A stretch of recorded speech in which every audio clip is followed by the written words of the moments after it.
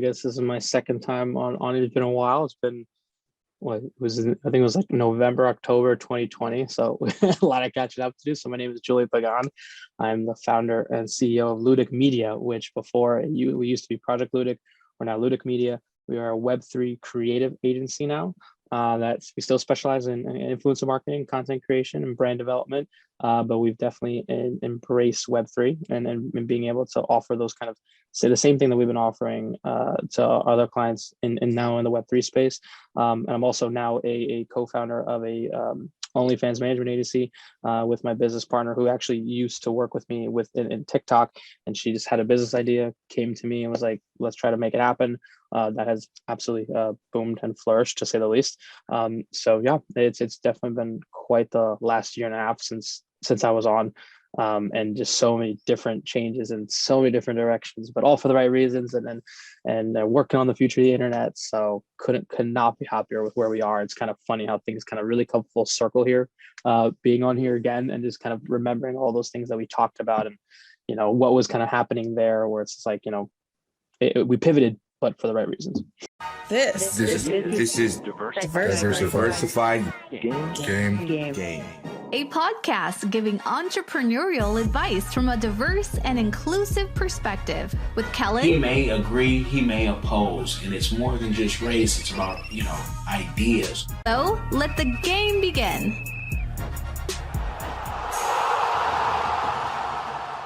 Hey, it's Kellen, and today on Diversified Game, we have the king of influencers. Oh yeah, I'm putting titles out there. But Julian is going to give us the game. And, you heard the intro. You heard what the changes have been. I'm so happy to hear that you are still in the game, because there's so many people who, one, aren't with us. COVID really is real. People died, and young and old. And two, people in this space of dealing with influencers, media, web.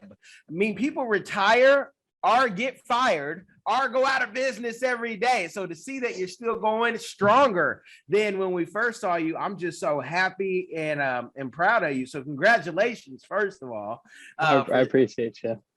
Yeah. Tell the people, like, with the pivot, what made the pivots and the progress? Like, you weren't just sitting on your thumbs, but I'm trying to give somebody the game of what you did to go to the next level.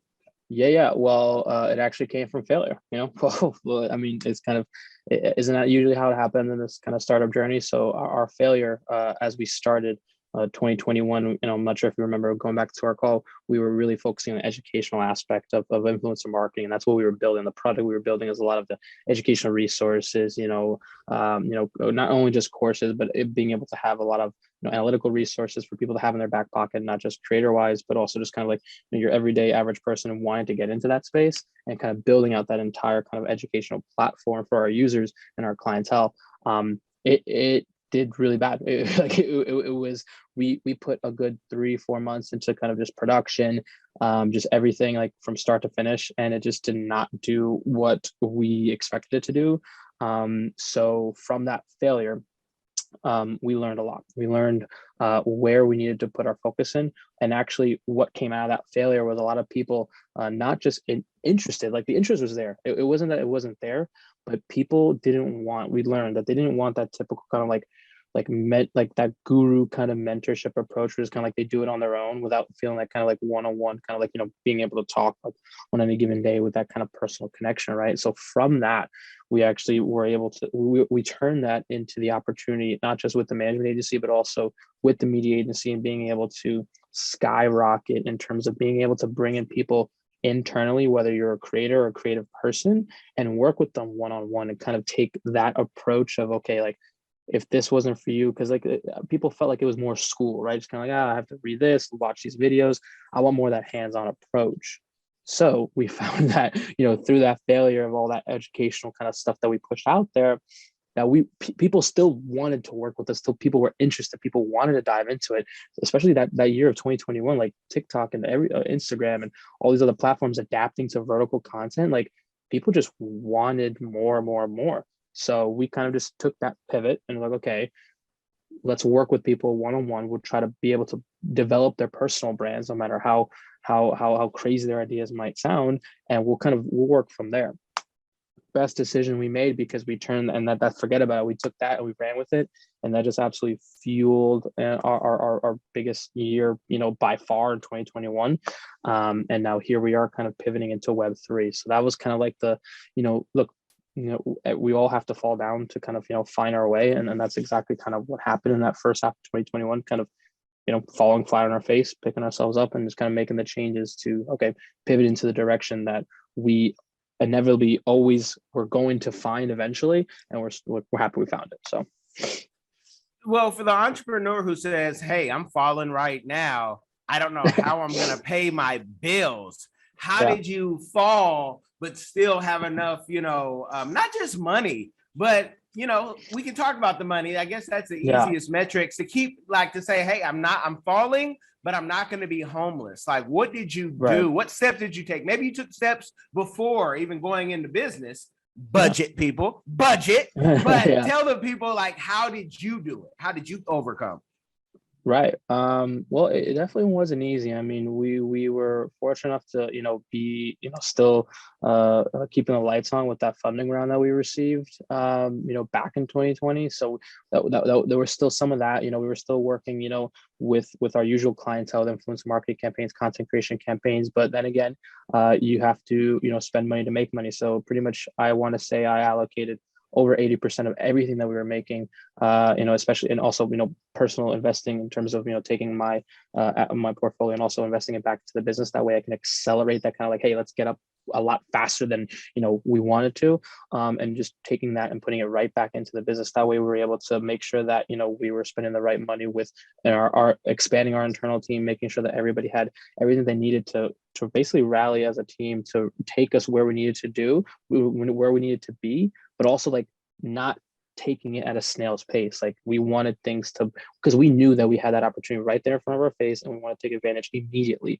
So that's kind of when we bunkered down, made sure that we kept all the outside noise and distractions, outside, and then making sure that it didn't affect us in our day-to-day workflow, and just being able to, accelerate that kind of like, hey, bouncing back. So for all those entrepreneurs that are literally middle of falling, like, just like, what do you think this is about? Like, we're the ones that have to, adapt and have to change on the fly, and get, be in uncomfortable situations, and also have to, let's say, risk it to make it, right? Like, that's what we're all here doing. And that's exactly what we did. I wouldn't call it a huge risk, because I knew that what we were doing was, honestly, we were more confident in kind of, getting back up on our feet and kind of taking that new path than we were building out the educational platform. It was actually very weird. Like, we had the confidence there too, but we had even more confidence. It's kind of really weird to say it out loud now. We had more confidence going into that, kind of like, okay, that pivot. So we knew it was going to work too. Like, it wasn't like, oh my gosh, like, it's now or never. Like, we knew it was going to work. It did by tremendously, and it was like all the confidence in the world. Like, we knew this was going to happen. So it's funny. So, look, if you're falling, embrace it, but make sure that you have that battle ready plan to get yourself back up and just absolutely run with it. I love it. Now, talk about what you learned in dealing with the personalities of these young divos and divas, called influencers. Like, you're dealing with people who today they might have just became famous. Yesterday they were an unknown name nerd, but you're getting them in the transition, and their head and ego is blowing up, and they think they're Kanye or Trump or Kelly. Right. Y'all throw myself in there, y'all. I don't mind. But how have you learned how to deal with people? It's crazy. Back when I was first on here, I was really kind of learning that mindset and the mentality of a lot of these entitled, young kids who feel like they have, the world at the palm of their hands. And in the last year and a half, really just being able to master how to communicate, how to talk with them, how to deal with them. Dude, forget about it. Like, you can throw anybody, no matter how big their ego is, you throw them my way and I can handle it, no problem. Like, I have gone through the absolute ringer of just, learning through experiences, both positive and negatives, with, how knowing how to communicate with these growing adults and creators, and just kind of the best way to deal with each personality. And everyone's different. That's really where it keeps, myself, and I know I can speak for a lot of other, let's say, agencies and managers, where it keeps everybody on their toes, right? You're dealing with somebody completely different every single, time. Not everyone's gonna be the same. So you have to have different approaches. And that's where I made sure to be, very open, with how I deal with things, and like, making sure that I tell myself, okay, this one way is not how you deal with every single person that comes your way. Like, you have to adapt, you have to change the way you communicate, the way that you work with people, because every person is different. And then through being creative and being open-minded about how to deal with these certain creators, that's the best success stories are gonna come out of there. Like, I so proud of so many of these kids I work with for well over 2 years now, who've gone from 16 years old with like a couple 100,000 followers, who are now living on their own, 18, 19 years old with millions of followers. Like, I'm super proud of being able to take the time to find out, okay, the best way to work with these people who I knew back then had the potential that I see right now. So it's been awesome to kind of see, that they are living up to that potential that I saw in them a couple of years ago. But look, it's not always easy. Like, there's some people I don't really talk to anymore because, they still have a lot of growing up to do. It's part of the process. I don't hold anything against anybody, because at the end, like, they're still young, 18, 19, 20 years old. Man, if I had, going back to my 18, 19-year-old self, shoot, I would be just as kind of easy, laid back as some of them are. And that's okay. Like, they're going to learn with time. It's completely fine that happens. You know what? And we're not picking on the kids, because sometimes the kids are the best to work with. The grown folks who, this is their first time making $20,000 a month, $50,000 a month. And it's hard sometimes for a fool to depart from their money. I just made it. What if it never comes again? And that's why you're hiring a team of people, so it keeps flowing, because you get to see one business. Consultants of this level get to see hundreds. Okay, so with that, and I know I've maybe teased you.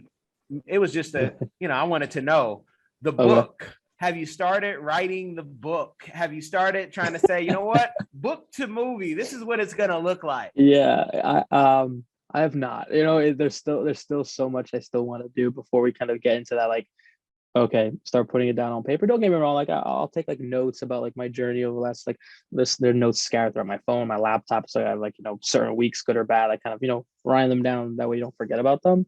But nothing too crazy with like a book, even though I know that I can definitely fit the last, 2 years into one.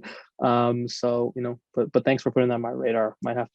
I'm just start thinking about that. That's the last thing I need right now. Hey, when start drafting the book, but always make sure to keep notes of the good days, the bad days, and just also how to learn from them, because back then I was a team of one. Now we're a team of 12. So I don't always have the right answers, and I have to make sure that I communicate the right way to get the feedback that I need to be like, okay, this is where we can do better. And also making sure I write notes to myself of how I interpret things versus how my team interprets things, because look, we can be on two different pages and not get anything productively done. But make sure that everybody knows that we're on a level playing field, so they know they can come and talk to me. That way we're able to communicate things in the best way possible. That way we are able to work productively day in and day out. Wow, I love it, because teams make dreams come true with great plans. Can you talk about how building that team, being responsible for, when you're paying somebody monthly money to keep something going, they're expecting that each month, and this is such a fickle business. But how was the pressure of, even though you had some financial help, but that doesn't take off the pressure of saying, I have to make sure I'm a good steward of this money. I got to make sure I hire the right people. I got to make sure I hire people who might have seen this 7 steps ahead, because they've already been down this road. Like, how has it been hiring sometimes smarter people, if you're wise, smarter people than you in certain areas, because that's a dance of its own. It's funny you ask that, because let's just take the last 6 months, right? I have probably let go at least 5 people, because with those 5 people, I'm trying to make sure I get the exact number right. But they just didn't, they took it as a job, not a passion, right? And I want to find someone who has both, who yes, sees this as a job, but also is passionate about what we're doing, believes in what we're doing, That way, we're all on that kind of same camaraderie level where it's like, okay, like we love what we do. Like I'm tired of seeing all these people, especially on TikTok now. You see, people literally posting these TikToks about how they leverage, their current job into a different job, and they go into accepting a position and then literally going in knowing that they're going to quit 3 months later just to leverage it into another position. Like I'm not about that. Like I don't like that. I need people who are passionate about this, which is why some of my influencer coordinators are 19, 20-year-old kids without a college degree. And why do I hire them? Because they are influencers themselves. Like who better to bring on board to handle that kind of work than the people who are literally doing it every single day. And it's kind of crazy. Like it didn't disrupt their workflow. Like they were doing that stuff anyway. So like what's just a little more work, kind of making sure like campaigns are facilitated, like you're building the right connections. So like I took an unorthodox approach of bringing on people who are, let's say on paper, unqualified, but that's because on paper, on your paper, they may say I'm unqualified. On my paper, they have more experience than the guys coming out of college with marketing degrees. Don't get me wrong, you do you, get your marketing degree, go find an entry level position. But there's a uniqueness, and my people have a competitive edge when, okay, they don't have the degree, but they have the followers, the experience, and the connections to do just as good a job as the entry level college graduate who majored in marketing. So we definitely, it was a very risky approach that I took. It's something that I'm glad I took it because I saw a lot of benefits that came out of it. Don't get me wrong. There was also a couple of downsides because, sometimes you expect that kind of, let's say, that stand-up professional job from somebody young with that kind of inexperience. Yeah, it's not going to go your way sometimes, but for the most part, it was a home run in terms of taking that approach. And I thought just, taking that approach also speaks volume to who we are as a company in that startup phase, young team who takes different approaches and wanting to make sure that we bring out the best in our clients and the people that we work with in terms of branding and creativity. And it's something that, that's actually a unique selling point. I always tell people like, oh yeah, I'm 24. I am the founder. Everybody else underneath me is also younger than me. And our head of influencer marketing is 19 years old. so we always like kind of telling people that so people can be like, oh wow, like, interested in why we did that. Right. So that's always something that I always enjoy talking about because it's definitely something that you will probably not hear anywhere else in terms of taking that approach. But, like I said, glad we did it. No, that's awesome. And I'm glad that you're doing that because it's like this technology is run by the young who are not scared to make mistakes. They might not even have a mortgage, so they can afford to make mistakes. Right, exactly. Can you talk about, how your community give back? Something I asked you last time, how that has increased, maybe changed and developed. Yeah. So definitely prepared for that one because I know I wasn't prepared the last time. It's evident that last 2 years of what everyone has around the world has gone through that small businesses have definitely taken quite the significant hit. I come from a family of small business owners, and it's and being from New York City, kind of seeing how many people had to close up shop and just kind of there's nothing that you can really do, right? Depending on who you ask, like certain states and policies kind of put people in tough positions where it's like there was nothing they can really do. And me on the outside kind of looking in, being a person in a position of being able to do something in terms of being able to give back to small businesses, I decided to kind of launch this small business solutions that under our name to basically be able to help as many businesses as we possibly could in being able to enhance their digital identity, really like develop their brand, and being able to help kind of put their names out there, because I'm sure you see it. People's lives can be changed overnight with TikTok when one video goes viral, right? So we were really trying to help as many people as we could and being able to just bring more eyes to their business. That way they can just create something and kind of see what happens when you kind of take something and run with it and go viral on certain social media platforms, and let's say be able to sell a certain product online that can help just kind of boost yourself up and bring more eyes, more recognition, more press, get people in the area that you didn't know about you then, but they know about you now. It was one of those things where it only made sense for us because we were doing so well, that what's this kind of, let's say, little side project where we make sure that we put a lot of our designers, our editors, our web development guys, and just making sure that they have everything they possibly need to succeed, because also with talking to a lot of these businesses, it's kind of crazy how, there's still agencies out there that will charge an arm and a leg for probably like minimal services. Like perfect example, I'm not going to say names obviously because I'm not one to throw people under the bus. This client we're working with who spent, I think it was close to like $6K per month on some agency, and they only did social media and content for the social media pages, and they were only posting three to four times a week. And like I was shocked because I'm like, first of all, for that price tag, like it should be every single day. The content should be original. Everything should be like you should. I gave them a laundry list of things that should have been included for a retainer like that. And after I explained all that, they were probably getting like two of like the countless things I mentioned. It was like that's highway robbery. But then again, agencies are going to do that, and that's where we kind of took over and said, hey, you know what? We're not going to charge you anything. We're going to, put this on, let's say, some sort of, small business, solution grant, whatever. We kind of, put a bunch of words together and said, hey, like, this is what we're doing for everybody.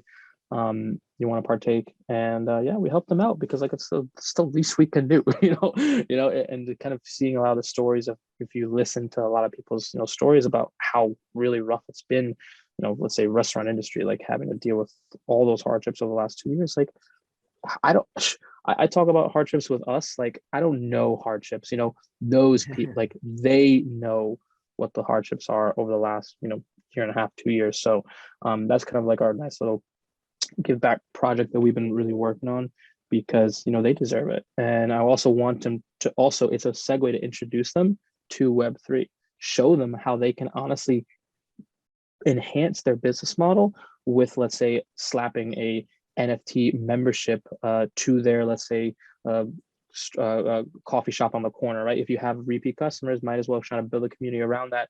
And let's say, add another revenue stream to your business model by having some sort of, NFT project or metaverse project behind that. And that now we're also, in doing so, bringing that conversation to them, opening the eyes to that, let's say, older generation that simply does not know anything that we're talking about, but they know they're going to get a genuine kind of, hey, we want to help from us, versus the agency that's trying to upsell them another 15K to build, something that, does not take 15K on retainer per month to do so. Well, let's talk about, we could talk about fair retainers, a company charging that. I assume that they know who their customers are. That's a great fee if you are on the other side of it. But yeah, that's interesting. And we also have to remember, the company will also say, but we also support them in this and that and all these other things that clients sometimes won't say, right, and won't or don't value. So that's another thing. I don't want to, that's an interesting price tag. It's not the highest I've heard, but it's definitely, I just hope that they're online making that client that money back if that's all they're doing. But let's go into the Web3 conversation, because for like the nerds where you live in tech, automation, you've been using different things and you're like, I sent you what? Oh, my email sent that. That was, we schedule those things out. Talk about how excited you are, because I'm happy that everyone now is like, who was stuck in the mustard trying to catch up. But everyone's trying to sell it like Web3 is going to make everybody a multimillionaire. And I'm like, you can go broke trying to get into NFTs and crypto, So 100%. What's your advice when people are going into the Web3 and trying to make this money, or even getting their first plot of land in a galaxy that is unknown to them? Well, I definitely don't pitch it as, you're going to become a multimillionaire, because you said it best, like you can, or you can go completely broke and not know what just happened. So, I take it, I try to simplify it as much as I can, because, a lot of people still don't even know what NFTs stand for. They don't even know what Web3 means. They don't understand any of the words that just came out of our mouths. So I try to simplify it, right? I pitch it as this: it is the opportunity for anyone with any background, any sort of, you don't have to come from money, any sort of, job, anything. And it is an opportunity to level the playing field and be able to, create opportunities, essentially, not to say overnight, but create an opportunity for you that opens infinite amount of doors into anything that you're doing. That's like the most simple way I can put it, where it levels a playing field between guys like you and me. It puts you in the apps, in the conversations, let's say with, let's say the multimillionaires and, you know, the, let's say 1% of the world, where like you can be in these, let's say, virtual spaces and be able to also invest in what they're investing with the opportunities that Web3 presents itself. NFTs is that kind of perfect example, where people are just kind of seeing it as some like money grab. Don't get me wrong, over 90% of NFT projects are going to fail. Like people are just straight up, you know, trying to create something to reel people in and kind of sucker them into something that literally is nothing there. It's just kind of digital art, right? But the underlying theme with NFTs is that it's really there to build a community. It's there to be able to build a brand. You're seeing people like, you know, Nike, Bud Light, Adidas, they're all coming out with their NFT projects because they know that they have a loyal fan base and community around that, where it's like they just want to make sure that everyone's voice is heard, and being able to be a part of this very vast community and being able to, let's say, have a piece of that brand.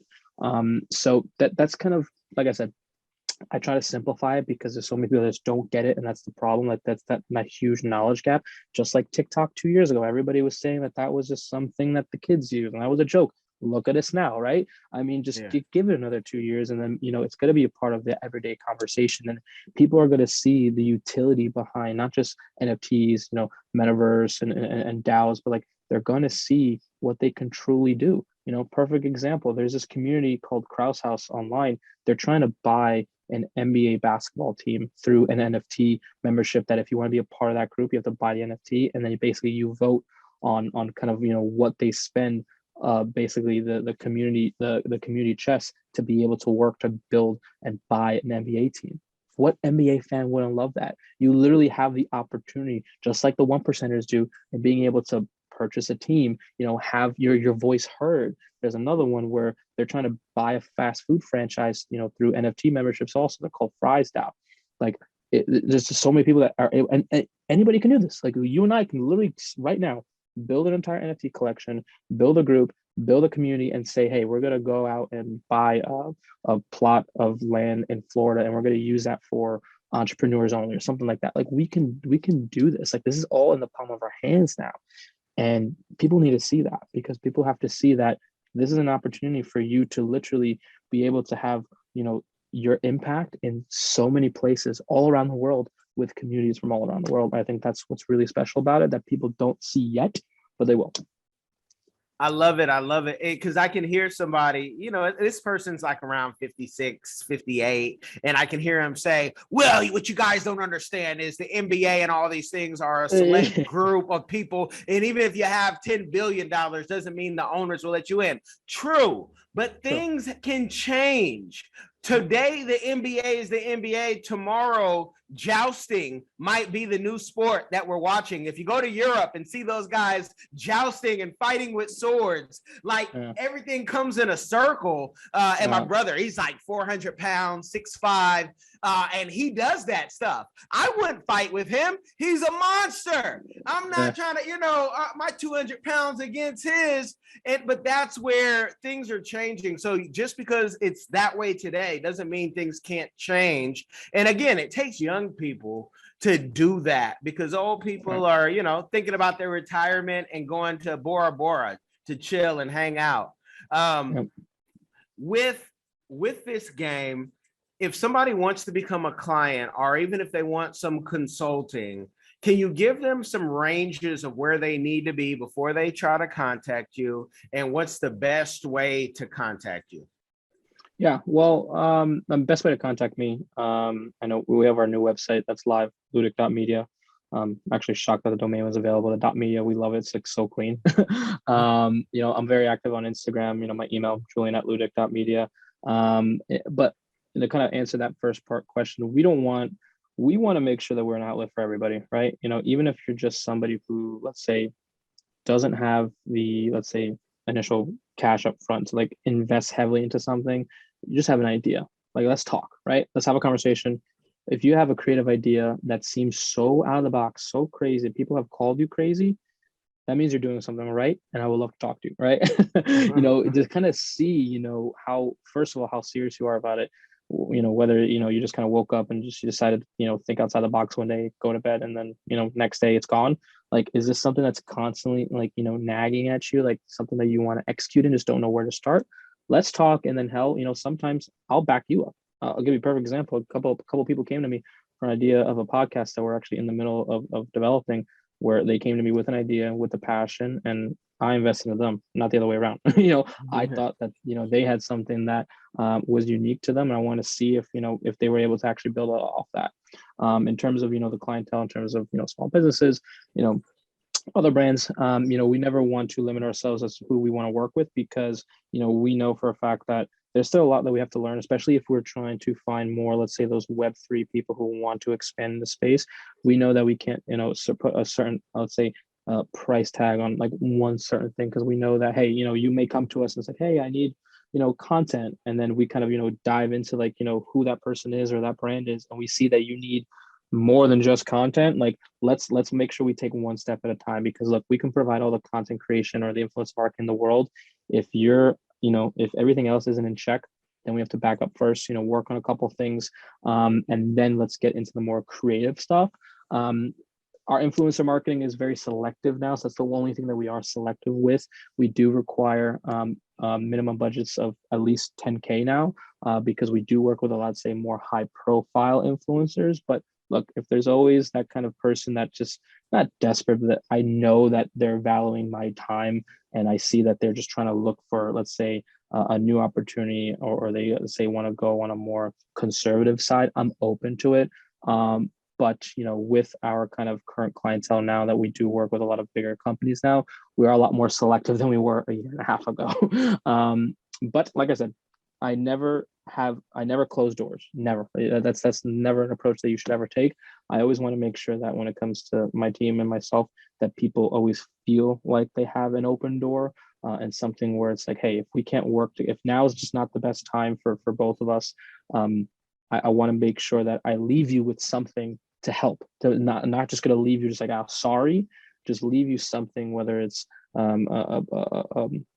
whether it's a book, whether it's somebody that I can refer. Want to make sure that you have something that you can take back and like also apply yourself, and like also realize, hey, maybe you didn't actually need an agency in the first place. Because a lot of people, it's funny, a lot of people don't realize that they can do some of these things themselves, and also with their internal team, if they just apply themselves, right? Be open to change, like be open to learning something new, and stepping out of your comfort zone, and you actually might be saving yourself some money by being able to do it in-house. That's something that people just also don't realize, which is why you have marketing agencies, because that's literally their job, to kind of fill those gaps.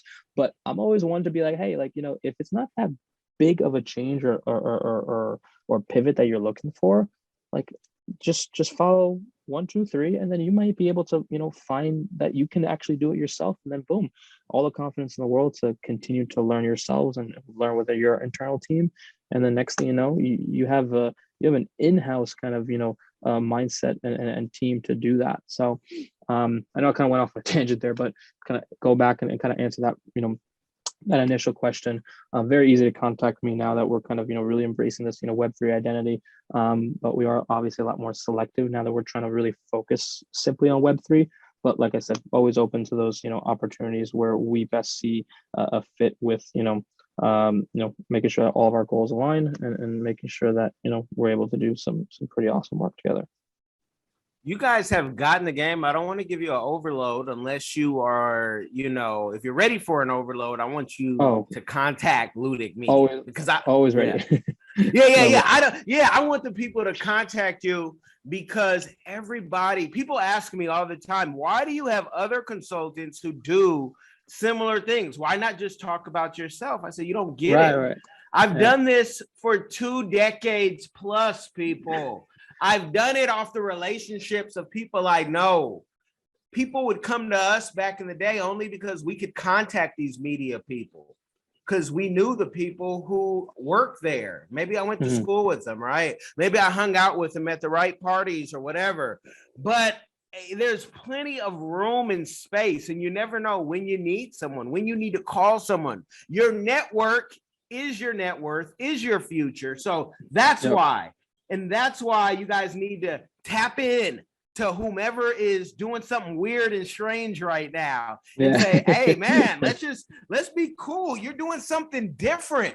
I don't want to be normal. So information will be in the description box, whether you're listening on iTunes, iHeartRadio, Spotify, or our latest partner in Freetown, Sierra Leone, AYV Radio, or YouTube. Y'all can get the YouTube numbers up. I won't be mad at you.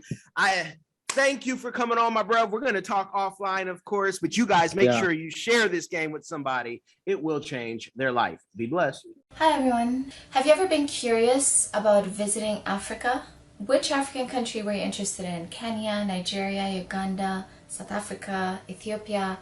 Which country are you interested in? My good friend, Kellen Cash Coleman, came up with a course called My First Trip to Africa that'll guide you through this process. It's only $20, and in this course you'll learn about passports, visas, vaccinations that you need before you go there, as well as a budget, how much the trip is going to cost. He also talks about what you should pack, what you should take with you, how you should travel on a budget. Did you know that $100 is worth 1,000 South African rand and over 10,000 Kenyan shillings? So imagine what you can do with $100 back home. I say back home because I'm from Sudan, I'm African, I already know how it's like. I know that, you know, when you convert Canadian and American money, it goes a long way when you're traveling across Africa. So if you're curious, if Africa is a place that you've always wanted to go, always wanted to move there, Kellen Cash is the person to ask. Check out the course. There's a little preview you can listen to before you actually purchase it. If you're interested in this course, visit www.diversifiedgame.com. Don't miss out.